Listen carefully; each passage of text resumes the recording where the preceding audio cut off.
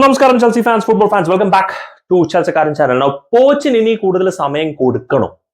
ഒരു ചോദ്യം. അതിന്റെ കൂടെ തന്നെ ഉള്ള ഒരു ചോദ്യം, ഒരു പുതിയ കോച്ച് വന്നു കഴിഞ്ഞാൽ ഈ ടീമിനെ വെച്ച് എന്തെങ്കിലും കാണിക്കാൻ പറ്റുമോ എന്നുള്ളതാണ് ഒരു ഡിസ്കഷൻ. നൗ ഏകദേശം ഈ ഒരു സീസൺ തുടക്കം മുതൽ ഇവിടം വരെ ഒരു ജേർണി നോക്കിക്കഴിഞ്ഞാൽ സീസൺ തുടങ്ങുന്നതിന് മുമ്പ് പോച്ചറ്റീനോ ഔട്ട് എന്ന് പറഞ്ഞ് വിളിച്ചു തുടങ്ങിയൊരു ഭാഗം ആൾക്കാരുണ്ട്. ഇങ്ങേര് വന്ന ഒന്നും ആകാൻ പോകുന്നില്ല, കംപ്ലീറ്റ് നെഗറ്റീവ് മെന്റാലിറ്റിയുടെ കളിയാണെന്ന് എന്ത് പറഞ്ഞാലും ക്രിറ്റിസിസം. അത് കഴിഞ്ഞ് കളി കുറച്ച് കഴിഞ്ഞ് ഒരു 10-12 മത്സരമൊക്കെ കഴിഞ്ഞപ്പോഴത്തേക്കും ആ പോച്ചറ്റീനോ ഔട്ട് വിളിക്കുന്ന ഒരു വിഭാഗം, ഇങ്ങേരെ കൊണ്ടൊന്നും ആവില്ല, ഇങ്ങേര് പറഞ്ഞിട്ട് കാര്യമില്ല, ഇങ്ങേർക്ക് ശൈലിയില്ല, മറ്റേല്ല മറിച്ചല്ല, ഇങ്ങേര് പുറത്താക്കിയേ പറ്റൂ എന്നുള്ളത്. അപ്പൊ ബാക്കി കുറച്ചുപേര് വീണ്ടും പോച്ചറ്റീനോ സപ്പോർട്ട് ചെയ്യുന്നുണ്ടിരിക്കുന്നത്. അപ്പൊ ഞാനിപ്പോഴും ആ സപ്പോർട്ട് ഭാഗത്തായിരുന്നു. ഒരു 20 മത്സരം കഴിഞ്ഞപ്പോഴത്തേക്കും ഈ പറയുന്ന സപ്പോർട്ട് ചെയ്യുന്ന ആൾക്കാർ, ഞാൻ പോലും വന്നിട്ട് പറഞ്ഞു അങ്ങോട്ട് മാറി, ഏത് പോച്ചറ്റീനോ ഔട്ടായി. ഇപ്പോഴും ഒരു ചെറിയ വിഭാഗം ആൾക്കാരുണ്ട്, പോച്ചറ്റീനോന് സമയം കൊടുക്കണം, പോച്ചറ്റീനോന് അവസരം കൊടുക്കണം, നിങ്ങളെ കോച്ചിനെ സാക്ക് ചെയ്തുകൊണ്ടിരുന്നു കഴിഞ്ഞാൽ കാര്യമില്ല എന്ന് പറയുന്ന ആൾക്കാരുണ്ട്. ഫെയർ എനഫ്, അതൊരു നല്ലൊരു ചിന്താഗതി തന്നെയാണ്. കാരണം ultimately you want Chelsea to win. Ultimately നമുക്ക് ആവശ്യമുള്ള ചെൽസി സക്സസ്ഫുൾ ആവുക, ടീം നല്ല രീതിയിൽ പെർഫോം ചെയ്യുക എന്നുള്ളതാണ് നമ്മുടെ ആഗ്രഹം. അത് ഏതൊരു ക്ലബിന്റെയും ഫാനിന്റെ ആഗ്രഹം തന്നെയാണ്. ബട്ട് ദ ക്വസ്റ്റ്യൻ ഇസ്, പോച്ചറ്റീനോ ആണോ നമുക്ക് പറ്റിയ മാനേജർ? ആൻഡ് ഇതിന്റെ ആർഗ്യുമെന്റ് ആയിട്ട് ഈ പറയുന്ന പോലെ ആദ്യം മുതൽ സപ്പോർട്ട് ചെയ്തുകൊണ്ടിരുന്ന ആൾക്കാരുടെ അതേ ആർഗ്യുമെന്റ് തന്നെയാണ് ഇപ്പോഴും സപ്പോർട്ട് ചെയ്യുന്ന ആൾക്കാർ പറഞ്ഞുകൊണ്ടിരിക്കുന്നത്. നമ്മൾ സിറ്റിക്കെതിരെ നമ്മൾ നല്ലോണം കളിച്ചു, നമ്മൾ ആസ്റ്റൺ വില്ലക്കെതിരെ നമ്മൾ നല്ലോണം കളിച്ചു, നമുക്ക് സിറ്റിക്കെതിരെ 4 ഗോൾ അടിച്ചു, പിന്നെ 1-1 ഡ്രോയില് നമ്മൾ 70 മിനിറ്റ് അടിപൊളിയായിട്ട് കളിച്ചു, ലിവർപൂളിനെതിരെ കാർബാവോ കപ്പിൽ നമ്മൾ 90 മിനിറ്റ് അടിപൊളിയായിട്ട് കളിച്ചു എന്ന് പറഞ്ഞ് നമ്മൾ ട്രാൻസിഷൻ അറ്റാക്ക് ഉണ്ട്, നമുക്ക് ഇമ്പ്രൂവ്മെന്റ് കാണാനുണ്ട്, ചില പ്ലേയേഴ്സ് അത് ചെയ്യുന്നുണ്ട്, ചില പ്ലേയേഴ്സ് ഇത് ചെയ്യുന്നുണ്ട്, നമ്മൾ ചില ചാൻസസ് ക്രിയേറ്റ് ചെയ്യുന്നുണ്ട്, നമ്മൾ അത് ചെയ്യുന്നുണ്ട് എന്ന് പറഞ്ഞിട്ടാണ് ഒരു ആർഗ്യുമെന്റ്. അതിനോടൊപ്പം തന്നെ വരുന്ന ആർഗ്യുമെന്റ് ആണ്, ക്ലോപ്പിന് സമയം കൊടുത്തില്ലേ, പെപ്പിന് സമയം കൊടുത്തില്ലേ, ആർട്ടറ്റയ്ക്ക് സമയം കൊടുത്തില്ലേ, ഷാബി അലോൺസോയ്ക്ക് സമയം കൊടുത്തില്ലേ, എല്ലാവർക്കും സമയം കൊടുത്തില്ലേ എന്ന് പറഞ്ഞിട്ടുള്ളൊരു വിഭാഗം. ഇത് ഞാൻ യോജിക്കാനുള്ളൊരു കാരണം എന്താണെന്ന് വെച്ച് കഴിഞ്ഞാൽ, ഞാനും ആ വിഭാഗം കൂടെയായിരുന്നു. ഞാനും പറഞ്ഞൊരു കേസാണ്, നമ്മൾ ഇവർക്ക് സമയം കൊടുത്തില്ല, അവർക്ക് സമയം കൊടുത്തില്ല, മറ്റേ സമയം കൊടുത്തില്ല, മറിച്ച് സമയം കൊടുത്തില്ലേ. അപ്പൊ അതിനെ കൗണ്ടർ ആർഗ്യൂ ചെയ്തുകൊണ്ട് കുറെ പേര് വന്ന് പറഞ്ഞു, ലുക്ക് അറ്റ് ആൻജെ പോസ്റ്റോകോഗ്ലു, പുള്ളിക്കാരൻ വന്നപ്പോൾ തന്നെ ഇമ്പാക്ട് ഉണ്ടാക്കി, ആ ഇമ്പാക്ട് ആണ് ഉണ്ടാക്കുന്നത്, മറ്റേ മറിച്ച്. അപ്പൊ എല്ലാവരും പറഞ്ഞു ആൻജെ പോസ്റ്റോകോഗ്ലുമായിട്ട് കമ്പയർ ചെയ്യാൻ പറ്റില്ല. ഫുൾ ചർച്ച, ഫുൾ കൺഫ്യൂഷൻ. ഇപ്പോഴും ആ കൺഫ്യൂഷൻ നിലനിൽക്കുകയാണ്. ഒരു ചെറിയ വിഭാഗം ആൾക്കാർക്ക് ഇപ്പോഴും ആ കൺഫ്യൂഷൻ നിലനിൽക്കുകയാണ്. That may be പോച്ചറ്റീനോ should be given time. ഞാൻ അതിനോട് എതിരെയല്ല, ഞാൻ നിങ്ങളുടെ ഒരു തോട്ട് പ്രോസസ്സിനോട് എതിരെയല്ല, ഞാനും ആ ഒരു ഭാഗത്തിരുന്ന ഒരാളായതുകൊണ്ട് ഞാൻ പറയുകയാണ്. ആ ചിന്താഗതി നല്ല തന്നെയാണ്, ചെൽസി ജയിക്കണം എന്നുള്ളതാണ് ആഗ്രഹം. ബട്ട് വൈ നോട്ട് എന്നുള്ളതിനെ കുറിച്ച് ഞാൻ പറയാം. പക്ഷെ പോകുന്നതിന് മുമ്പ് എനിക്കൊരു എക്സാമ്പിൾ എടുക്കാനുണ്ട്, Arteta and Arsenal. Now Arsenal ആർട്ടറ്റയെ ബാക്ക് ചെയ്തിരിക്കുന്ന പോലെ വളരെ ചുരുക്കം ക്ലബ്ബുകളെ ഒരു കോച്ചിനെ ഇങ്ങനെ ബാക്ക് ചെയ്യുന്നുള്ളൂ എന്ന് എനിക്ക് തോന്നുന്നു. അതിന് എനിക്ക് തോന്നുന്നില്ല ഇനിയും ആർസണൽ പുതിയൊരു കോച്ച് വരുമ്പോൾ ഇതുപോലെ ആർട്ടറ്റ ബാക്ക് ചെയ്തതുപോലെ ബാക്ക് ചെയ്യുന്നുള്ളത്. ബട്ട് ആർട്ടറ്റ പ്രോഗ്രസ് കാണിച്ചു, ഒരു ഡൊമസ്റ്റിക് ടൈറ്റിൽ നേടിയെടുത്തു. പക്ഷെ സമയമെടുത്തു ആ ടീമിനൊന്ന് ബിൽഡ് ചെയ്യാൻ. And today the team is looking fantastic. In fact കഴിഞ്ഞ സീസണിൽ ആർസണൽ ഫാൻസിന്റെ ആഗ്രഹം ടോപ്പ് 4 ചാലഞ്ച് ചെയ്യുക എന്നുള്ളതായിരുന്നു. ടൈറ്റിൽ ചാലഞ്ച് ചെയ്യാനായിട്ടുള്ള ഒരു ടീമിനാക്കി മാറ്റിയെടുക്കുന്നുള്ളത് ആർസണൽ ഫാൻസ് പോലും പ്രതീക്ഷിച്ചില്ല. അപ്പൊ ടൈറ്റിൽ കിട്ടാണ്ടായപ്പോൾ ഒരു വിഷമം ഉണ്ടായിരുന്നെങ്കിലും they were happy with the performance, and this season title challenge is brilliant. അപ്പൊ അങ്ങനെ വെച്ച് നോക്കാൻ നേരത്ത് why not give Pochettino the chance? Fair argument. പക്ഷെ ഒരൊറ്റ കുഴപ്പമുള്ള ആർഗ്യുമെന്റിൽ, ഈ Arsenal and Arteta is A very rare example in football, in modern day football. ഒന്നും പറയേണ്ട കേസില്ല, നല്ലോണം പെർഫോം ചെയ്തുകൊണ്ടിരുന്ന ബയൺ മ്യൂണിക്കിന്റെ കോച്ചായ നാഗൽസ്മാനെ സാക്ക് ചെയ്തിട്ടാണ് ബയൺ മ്യൂണിക്ക് തോമസ് ടൂക്കലിനെ കൊണ്ടുവന്നത്. നല്ലോണം പെർഫോം ചെയ്തുകൊണ്ടിരിക്കുന്ന സമയത്ത് എന്നിട്ടാണ് തോമസ് ടൂക്കലിനെ കൊണ്ടുവന്നത്. അതിനിപ്പോ തോമസ് ടൂക്കൽ ഔട്ട് ആവാൻ പോകുന്നു. മിക്ക ക്ലബുകളും, അല്ലെങ്കിൽ അറ്റ്ലീസ്റ്റ് ടോപ്പ് നിൽക്കുന്ന ക്ലബുകൾ വാണ്ട്സ് ഇമ്മീഡിയറ്റ് റിസൾട്ട്. ക്ലോപ്പിന്റെ കേസ് പറയുകയാണെന്നുണ്ടെങ്കിൽ വേണമെങ്കിൽ നമുക്ക് ആർഗ്യൂ ചെയ്യാം. പക്ഷെ ക്ലോപ്പിന്റെ സീസൺ നോക്കിക്കഴിഞ്ഞാൽ അദ്ദേഹം ചാർജ് എടുത്ത സെക്കൻഡ് സീസൺ മുതൽ ടോപ്പ് 4 ഫൈറ്റ് ചെയ്യാൻ തുടങ്ങി. 2 സീസൺ ടോപ്പ് 4 ഫൈറ്റ് ചെയ്യാൻ തുടങ്ങി, പിന്നെ ടൈറ്റിൽ ചാലഞ്ച് ചെയ്യാനായിട്ട് തുടങ്ങി. പെപ്പ് സെക്കൻഡ് സീസൺ മുതൽ പ്രീമിയർ ലീഗ് അടിക്കാൻ തുടങ്ങി. സോ ഈ 2 മാനേജേഴ്സും റിസൾട്ട്സ് കൊണ്ടുവന്നെങ്കിലും ഇമ്പാക്ട് ഇമ്മീഡിയറ്റ് ആയിരുന്നു. അവരുടെ ശൈലി കാണാനായിട്ട് ഇടയുണ്ടായിരുന്നു. ഷാബി അലോൺസോ സത്യം പറഞ്ഞു കഴിഞ്ഞാൽ ബയർ ലെവർകൂസൻ എവിടെ കിടന്നത്, എവിടെ ആക്കിയെടുത്തെന്നുള്ളത് ബയർ ലെവർകൂസനെ ഫോളോ ചെയ്യുന്നവർക്ക് അറിയാം. എന്തോ 16ാം സ്ഥാനത്ത് ഇരുന്ന ഒരു ടീമിനാണ് 6ാം സ്ഥാനത്ത് കൊണ്ടെത്തിച്ചത്. അതാണ് ഷാബി അലോൺസോ. എന്നിട്ടാണ് ടൈം കൊടുത്തു എന്ന് പറയുന്നത്. സോ ഇമ്മീഡിയറ്റ് അല്ലെങ്കിൽ ഒരു ഇമ്പാക്ട് ഉണ്ടാക്കാൻ പറ്റിയാണ്. ഒന്നും വേണ്ട, ആൻജോ പോസ്റ്റെകോഗ്ലുവിനെ നോക്കുക. ടോട്ടനം വന്നു, ഇമ്പാക്ട് ഉണ്ടാക്കി.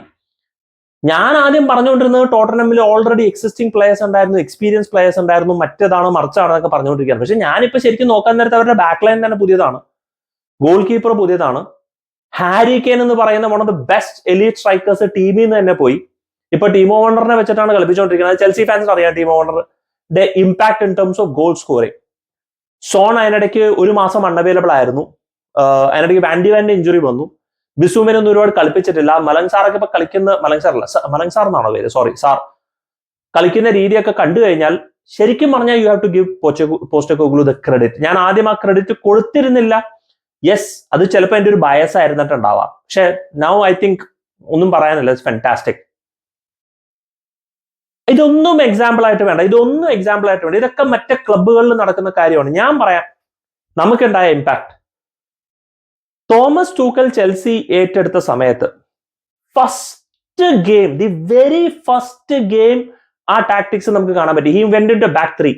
ഇൻഫാക്ട് അത് 3-4-2-1 ആയിരുന്നു എന്നുള്ളത് മനസ്സിലാക്കാനായിട്ടൊരു സമയം എടുത്തു. ഇതിപ്പോ എന്താ കളിക്കുന്നത് 3-4-3? കാരണം അതുവരെ നമ്മൾ 3-4-2-1 ഫോർമേഷൻ നമ്മൾ കണ്ടിട്ടുണ്ടായിരുന്നില്ല. അറ്റ്ലീസ്റ്റ് ഞാൻ ക്ലോസ്ലി ഫോളോ ചെയ്തിട്ടുണ്ടായിരുന്നില്ല. ഞാൻ എപ്പോഴും 3-4-3 അല്ലെങ്കിൽ ഫ്രണ്ട് 3 അല്ലെങ്കിൽ ഫ്രണ്ട് 2 അങ്ങനെയാണ്. It was A 3-4-2-1 formation. 2 number 10 ആ ഹാഫ് സ്പേസിൽ അറ്റാക്ക് ചെയ്ത് കളിക്കുന്നത്. അത് മാത്രമല്ല കാലം മച്ചറോണോനെ വിംഗ് ബാക്ക് ആയിട്ട് കളിപ്പിച്ചിട്ട് അഗ്രസീവ് വിംഗ് ബാക്ക് ആയിട്ട് കളിപ്പിച്ചു. ചുരുക്കം പറഞ്ഞു കഴിഞ്ഞാൽ ഹൈബ്രിഡ് വിംഗർ / വിംഗ് ബാക്ക്.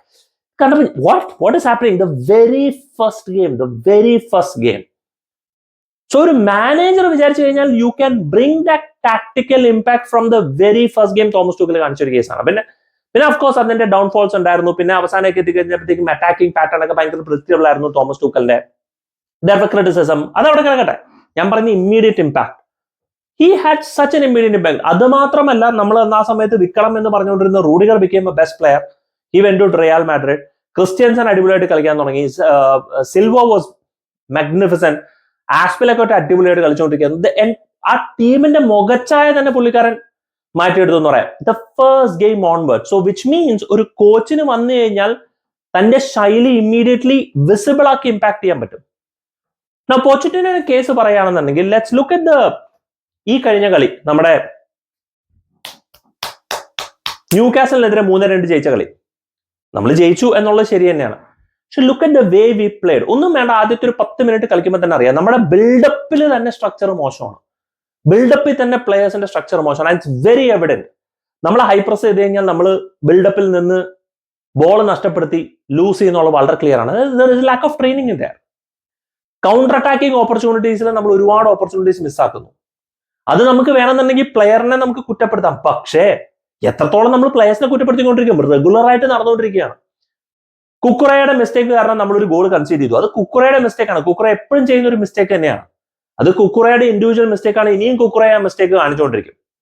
പക്ഷെ നമ്മൾ കൺസീഡ് ചെയ്ത ആദ്യത്തെ ഗോളിന്റെ ശൈലി നോക്കിക്കഴിഞ്ഞാൽ ഇത് സീസൺ മുഴുവനും നടക്കുന്ന ഒരു സംഭവമാണ്.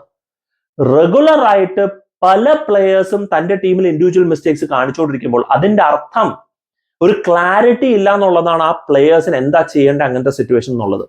So there is no clear coaching. So നമുക്ക് പറയാം, യെസ് നമ്മൾ സിറ്റിക്കെതിരെ അടിപൊളിയായിട്ട് കളിച്ചു, ആ 70 മിനിറ്റ് സൂപ്പറായിട്ട് കളിച്ചു, ആസ്റ്റൺ വില്ലയായിട്ട് സൂപ്പർ കളിച്ചു, നമ്മൾ ഈ ഇടയ്ക്കിടയ്ക്ക് സൂപ്പറായിട്ട് കളിച്ചു. അതിനുള്ള ഒരു കോച്ച് പോച്ചറ്റിനോ ഉണ്ട്. Is A good coach. ഒട്ടും തന്നെ ഒരു ബാഡ് കോച്ച് അല്ല. Is A good coach. അത് ടീമിനെ ഇൻസ്പയർ ചെയ്യാനും അത് ടീമിനെ മോട്ടിവേറ്റ് ചെയ്യാനും ടീമിനെ അത് കളിപ്പിക്കാനും അദ്ദേഹത്തിനെ കൊണ്ട് പറ്റും എന്നുള്ളത് വളരെ എവിഡന്റ് ആണ്. പക്ഷെ അത് ചെറിയ ഘട്ടങ്ങളിൽ മാത്രം. നമുക്ക് വേണ്ടത് regularly 90 minutes regularly high intense tactical football കളിപ്പിക്കാൻ പറ്റിയ ഒരു മാനേജറാണ്. നൗ ചില ഇൻ ഗെയിം മാനേജ്മെന്റ് പോച്ചറ്റിനോ നല്ലതാണ്. പക്ഷെ അത് ചിലത് ഇടയ്ക്ക് ഇതാണ് നമ്മൾ പാറ്റേൺ കണ്ടുകൊണ്ടിരിക്കുന്നത്. കഴിഞ്ഞ 25-28 മത്സരങ്ങളായിട്ട് നമ്മൾ കണ്ടുകൊണ്ടിരിക്കുന്ന പാറ്റേൺ ആണ്. ചിലപ്പോൾ അവിടെ ഇവിടെ അങ്ങനെ നടക്കുമ്പോൾ ഇങ്ങനെ നടക്കുമ്പോൾ the reality is we don't see consistency. ഒരു ഉദാഹരണം ഞാൻ പറഞ്ഞുതരാം. പുളിസിക് ആ ലിവർപൂളിനെതിരെ അടിച്ച ഗോളിന് ശേഷം നമ്മൾ പുളിസിക് ഇപ്പൊ പെർഫോം ചെയ്യും, അവന് ടാലന്റ് ഉണ്ട്, ഇപ്പൊ നടക്കും. കൺസിസ്റ്റൻസി കാണാനില്ലേ? ഇപ്പൊ നല്ലോണം കളിക്കുന്നുണ്ട്, അത് നല്ലൊരു കാര്യം. സിഎച്ച് 2 ക്രോസ് ഇടുമ്പോ തന്നെ നമുക്ക് ഇങ്ങനെ കോരിത്തിരിക്കും, എന്റെ പൊന്നളിയാ. പക്ഷെ റെഗുലർലി കളിക്കാനാകുമ്പോൾ നമുക്കറിയാം അത് വരുന്നില്ല എന്നുള്ളൊരു case. This is where the issue is.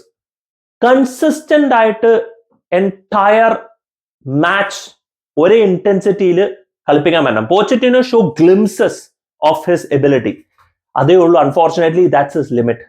As a good coach അദ്ദേഹത്തിന് ഗ്ലിംസസ് ഉണ്ട്.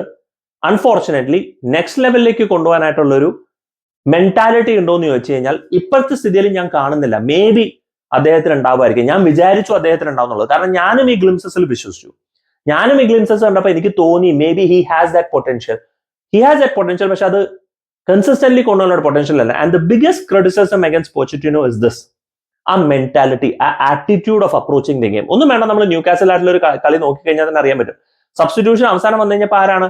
കാർണെ ചുക്കോമേക്ക, സേസറെ കാസറായി. നമുക്ക് ഒരു ഫ്രണ്ടിൽ കളിക്കാൻ പോലും ആരും ഉണ്ടായിരുന്നില്ല. കോൾ പാൽമർ, ജാക്സൺ, ഇവർ രണ്ടുപേരും സബ്സ്റ്റിറ്റ്യൂട്ട് ചെയ്തു. So which means he when completely defensive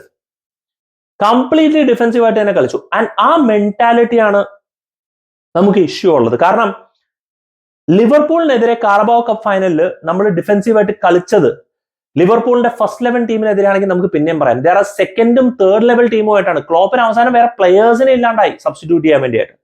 ആ ഒരു ടീമിനെതിരെ നമ്മൾ 30 മിനിറ്റ് ഡിഫെൻസീവായിട്ട് കളിക്കുന്നു എന്ന് പറയുമ്പോൾ ആ ഒരു മെന്റാലിറ്റി, അതൊന്നും നമുക്ക് ക്ഷമിക്കാൻ തന്നെ പറ്റില്ല. ആ മെന്റാലിറ്റി. പിന്നെ കോച്ച് ഇടയ്ക്കിടയ്ക്ക് പറയുന്നുണ്ട് ഇത് പുതിയ പ്രോജക്റ്റ് ആണ്, പുതിയ ടീമാണ്.